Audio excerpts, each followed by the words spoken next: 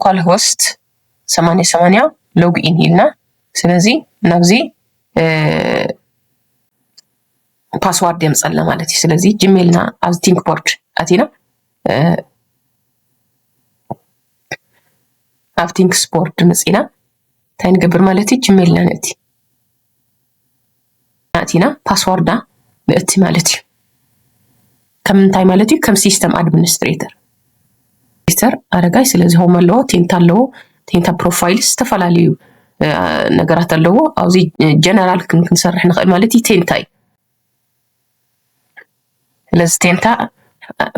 IoT ቨርቹዋል ላቦራቶሪ ዝብል ሓደ ኤክስፐሪመንት ከም ሲስተም አድሚኒስትሬተር ሓደ ቴንታ ይበላው ስለዚህ ናው ከተለና አረጋይ ይብራ ከም ሲስተም አድሚኒስትሬተር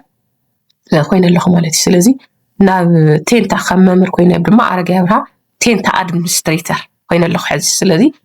ከም ሲስተም አድሚኒስትሬተር ኮይነ ቴንታ ይክፈጠር ዝፈል ከም ቴንታ አድሚኒስትሬተር ኮይነ ግን ከም መምር ስለዚህ ኤክስፐሪመንት ይክሰርሕ ዝፈል ዲቫይስ ኮኔክት ክገብር ይኽእል ዲስኮኔክት ክገብር ይኽእል ዝተፈላለዩ ኤክስፐሪመንታት አብዚ ዲዛይን ክገብር ይኽእል ስለዚህ ዲቫይስ አለው አሴት አለው ዝተፈላለዩ ነገራት አለው እዚ ስለዚህ እዚአቶም ተጠቂመ ታይ ይገብር ማለት ዲቫይስ ወይ ድማ ኤክስፐሪመንት ኮኔክት ይገብር ስለዚህ ኣብ ዳሽቦርድ ተመጺና ድማ ሓደ ኤክስፐሪመንት ሞክር ኣለኹ ማለት ኤክስፐሪመንት 1 ቴምፕሬቸር ላብ አይ ዩኒቨርሲቲ ዝብል ማለት ኣብ ዳሽቦርድ ኣብ ዝብል ክሊክ ገይረ ማለት ቴምፕሬቸር ኤክስፐሪመንት 1 ቴምፕሬቸር ላብ ዝብል ማለት ኣትራያ ዩኒቨርሲቲ ስለዚህ እሱ ክሊክ ክገብር ከለኹ ናፍቲ ዳሽቦርድ ይወስደኒ ማለት ዳሽቦርዱ ስለዚህ እንታይ ማለት ቴምፕሬቸር ላብ ስለዝኾነ ኣብዚ ሓደ ናይ ቴምፕሬቸር ክንሪኤሉ ንኽእል ቪዥዋላይዝ ክንገብረሉ ንኽእል ኣምፂና ኣለና ካልኣይ ስላይደር ኣለና ስላይደር ማለት ተምሃሮ ኣወስኹ ቴምፕሬቸር ናቐንሱ ቴምፕሬቸር ዘሎ ኣፍቱ ፊዚካል ላቦራቶሪ ዝመጽእ ዝተፈላለዩ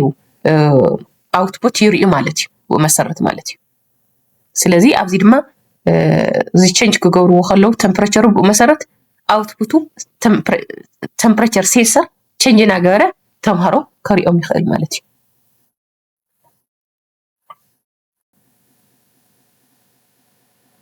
ስለዚህ ላይን ቻርት ለና ኣብዚ ስለዚህ ላይን ቻርት ድማ እንታይ ንገብር ማለት እዩ ላይቭ ዝኾነ ብግራፍ መልክዕ የርየና ማለት እዩ هذا ኣብዚ ኣፕሪል 22 ኣብ ክንደይ ሰዓት ታይ ቴምፕሬቸር ኤክስፐሪመንትና ታይ ዓይነት ቴምፕሬቸር ነይርዎ ዝብል ታይ ማለት እዩ የርየና ማለት እዩ ምስ መዓልቱ ምስ ሰዓቱ 20 ዲግሪ ሴልሲየስ ነው ብለና አለ ማለት እዩ እዚውን ራያ ዩኒቨርሲቲ IoT ኢናብል ቨርቹዋል ላቦራቶሪ ዝተፈላለዩ ጃቫስክሪፕት እና ተጠቅምና ከምዚ ዲዛይን ክንገብር ንኽእልና ማለት እዩ አድ ክንገብር ከለና ማለት እዩ ራያ ዩኒቨርሲቲ ስቱደንትስ ስለዚህ ኢትዮጵያ ማይጨው ካስተመር ለና ማለት እዩ አድ ንገብር ማለት እዩ አድ ንገብር ንኽእል አድ ካስተመርስ ስቱደንት ማለት እዩ ብናይና ስለዚህ እዚ ታይትል ኤክስፐሪመንት እዩ ቴምፕሬቸር ኩሉ አድሬሱ ጌርና አድ ንገብሮ ስለዚህ ዝኾነ ሊንክ ይበና በቲ ሊንክ ተጠቂሙ ጂሜል ተጠቂሙ ስለዚህ ታይ ክገብር ይኽእል ማለት እዩ ኣብቲ ዳሽቦርድ ክኸይድ ይኽእል ማለት እዩ ስለዚህ ሓደ ካስተመር ኣለኒ መን ያብርሃ ወልደ አረጋይ ዝበሃል ካስተመር ኣለኒ ብቀደማይ አድ ዝገበርኩ ማለት እዩ ስለዚህ ከም መምህር ኮይና ናብ ቀጥታ ናብ ናይ ካስተመር ክናት ንኽእል ኢና ስለዚህ ቴምፕሬቸር ላብ before 2 weeks እዩ አድ ገይረ ነይረ ኣትዩ ዝነበረ ማለት ይብራ ስለዚህ 2 weeks ago ኤክስፐሪመንት ኣብርሃ ሰርሒ ከም ዝነበረ የርኤኒ ኣሎ እዚ ማለት ስለዚህ ዳሽቦርድ ክርኤ ማለት እዩ ብናይ ኣብርሃ ኮይነ ማለት እዩ ስለዚህ ልክዕ ናይ ኣብርሃ ዳሽቦርድ ብሊንክ ተጠቂም ተኣቲለ እንታይ ኢሉ ዘለ ማለት እዩ ልክዕ ታናተይ ዳሽቦርድ እዩ ዝርኢ ዘለ ማለት እዩ ስለዚህ ዲቫይስ ኮኔክት ገበረ ይኽእል ኣብዚ ኮኔክት ዝብል ሪፍሬሽ ዝብል ይምበር ኮኔክት ዝብል ይውሊ ስለዚህ ከም ካስተመር ተምሃሮ አድ ዲቫይስ ክገብሮ ይኽእል ስለዚህ ታይም ክገብሩ ዝኽእሉ ኤክስፐሪመንት ጥራይም ከከታተሉ ይኽእሉ ማለት እዩ ስለዚህ ኣብዚ ዳሽቦርድ ስላይደር ቼንጅ ናገሩ ታሕገብሩ ይኽእሉ ማለት እዩ ኤክስፐሪመንት ክርዩ ይኽእሉ ማለት እዩ ተምሃሮ ስለዚህ ኣብዚ ሰርሑ መጨረሻ ኤክስፐሪመንቱ አሳይመንት እንድሕርልይዎ ታሕገብር ይኽእል ማለት እዩ ዳውንሎድ ክገብር ይኽእል ማለት እዩ ስለዚህ ኤክስፐሪመንት ሰርሑ ስወደ ኤክስፖርት ይብል ዳውንሎድ ዛት ሚንስ